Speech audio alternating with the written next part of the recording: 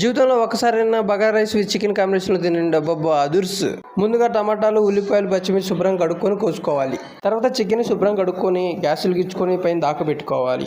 ఒక 2-3 స్పూన్లు ఆయిల్ వేసుకొని మనం కోసి పక్కన పెట్టుకున్న పచ్చిమిర్చి ఉల్లిపాయలను వేసుకొని 10 నిమిషాలు వేగనివ్వాలి. ఉల్లిపాయలు పచ్చిమిర్చి బాగా వేగాక టమాటాలు వేసుకొని ఒకసారి అంతా బాగా కలిసేలా తిప్పుకోవాలి. టమాటాలు కూడా బాగా వేగాక ఉప్పు, పసుపు వేసుకొని బాగా తిప్పుకోవాలి. ఒక 5 నిమిషాలు అలా ఉంచుకొని అల్లం వెల్లుల్లి పేస్ట్ వేసుకొని పచ్చివాసన పోయేంత వరకు అలా వేగనివ్వాలి.